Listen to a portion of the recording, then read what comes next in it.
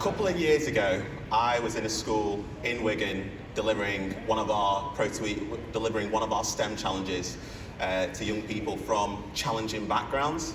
I remember when I went into the school, I spoke to the teacher and I was told, you know what, these young people, their attention is low and they're only really interested in taking part in your program just to drive one of the petrol go-karts. I remember replying to that teacher and saying, oh really? Well, let's see about that. And I remember there was one kid in the class whose confidence had been stunted through teachers and parents labelling that individual as stupid. However, that young person was very bright, very intelligent, but just didn't know it.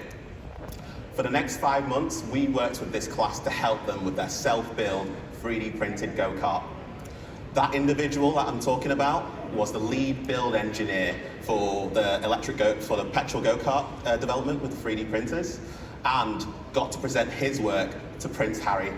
Now, with this individual, he went on to pass his GCSEs and getting B's and C's, and went on to study engineering at college. Now, at the age of 21, he is doing an apprenticeship in mechanical engineering. Why? Because an organisation like ours believed in him and gave him the tools to discover his talent. And that's just one of many young people that we've worked with. With the Blair Project, we exist to develop the diverse talent pipeline needed to drive the green industrial revolution through retrofitting of petrol go-karts into fully electric e-karts. We give young people and adults hands-on experience with green technologies, and we want to develop an army of innovators, technicians, scientists, engineers, and even entrepreneurs to reach net zero. And I believe there's 3 ways we can actually get there. Number 1, employers like you investing in skills. 2, education and training. And 3, embracing diversity and inclusion. And what I want to talk to you guys today is about how do we go about harnessing all the untapped talent out there, and how can we bring them into your workforce to grow your business, but also achieve net zero. And I speak to a lot of employers, and some of you may be thinking, but Nile, we already invest in skills training and talent development. And you may be right. The automotive electrification sector does already invest, but I would argue that it needs to start earlier. And I'm talking about in schools. We need to grow the homegrown talent of innovators, technicians, and engineers to reduce our carbon emissions and reach net zero. The UK has an ambition to be a world leader in net zero, but I believe we need to start investing and developing our talent right now and in getting more diverse individuals within our sectors. But what we do need to do now is, have we actually got the right skills with the right people at the right time? I don't think we do have that yet. And we need to take massive purposeful action to make sure we develop that next generation or that next talent pipeline. So, according to the Institute of Motor Industry, we're going to need 90,000 automotive technicians by 2030 to service the volume of electric vehicles on the road. But it's predicted that we'll have a shortfall of over 35,000 people, which is still not great. So what we're going to need to do in order to drive the electric revolution is to start training people from now. Engaging young people in schools at a very early age, and looking around and seeing how can we get more people from different backgrounds who can actually inspire and infuse, but also the diversity aspects of your innovation, your creativity, which can lead to productivity and growth for your business. We currently have over 200,000 people, with level 3 engineering skills that we need by 2030, but we're still far away from achieving that target. In order to do that, I believe diversifying the STEM workforce is going to be critical. Currently, we have 29% of BAME people graduating with a degree in engineering, but they only make up 8% of the workforce. We also have over 11% of female engineering professionals, compared to Eastern Europe, where it's nearly 30%. Why is this? I believe that we need to start challenging be looking at the disparity and how can we get to that point where we can grow economic success for the UK. And I believe, according to McKinsey, the diversity dividend says that we can get to a 37% boost to a company if we start getting young people from different backgrounds who can get creativity within our sector. The race to net zero is going to be very important, and it's being led by some of the most famous names in disruptive technologies. I'm talking about your Elon Musks, your Sergey Brins, your Tim Cooks, and even your Jeff Bezos. And can anyone work out what the factor is between those individuals? No? So they're all entrepreneurs, just like me.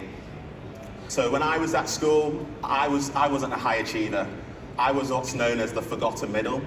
So these are individuals who are the most academic, but also don't cause disruption within the classroom. I was often the kid daydreaming about how I can problem solve and how I could build my own video games and tech because I wanted to be a software developer. And to be honest, when I left school, I didn't have any idea of my talents, abilities, or where I wanted to go. And it wasn't until I got to college that I discovered I was really, really good at technology. And I thrived and succeeded. So at the age of 18, I went backpacking across the world. And traveling made me discover lots of things about myself. I knew from coming back and I spent 4 months out there at the age of 18. When I came back, I knew I wanted to tackle climate change and be an entrepreneur. So I started an e-motorsport company called the Blair Project, and it was all about helping disadvantaged youth get to build their own 3D printed and electric go-karts, and inspiring them to become the next generation of innovators, technicians, and entrepreneurs. So fast forward in and I will want to say actually, we achieved one of our biggest achievements last year. We actually partnered with Formula One to get 2 individuals from the north to do a mechanical engineering apprenticeship. Fast forward into 2018, that was probably my start as a green tech innovator. We successfully ran a program called Pro2EV, where, as I mentioned before, we go into schools and inspire them to become the innovators, technicians, and entrepreneurs by giving them hands-on skills of converting used petrol go-karts into fully electric e-karts, which they get to test and race, see which is the fastest and the most energy efficient. We want to make sure that in order for them to actually get to become engineers or digital or get involved in digital and tech, that we give them that hands-on experience so that they actually have fun while they're doing it, because there's nothing more important. That we call it stealth learning. If you have fun while you're doing it, you're learning at the same time, and then you want to pursue it even further. So fast forward, we noticed that we were training a lot of these individuals in these technologies like 3D printing, battery technologies, power electronics, but there was nowhere to progress them onto after that. So in 2020, this was our next stage. We wanted to create a schools to employment pipeline. We call this the Manchester Innovation Activities Hub. It'll be a new specialist net zero industrialisation and electrification skills training centre. It will target the industries like transport, manufacturing and renewable energy sectors. We want to provide industrial grade fabrication equipment to innovative SMEs to prototype new products and services to tackle net zero. In addition, we will rapidly upskill, reskill and new skill local people to create that workforce for those companies to economically grow. So, in conclusion, I always have a saying in the Blair Project: no one person can create success on their own. It's going to take a winning team and helping hands.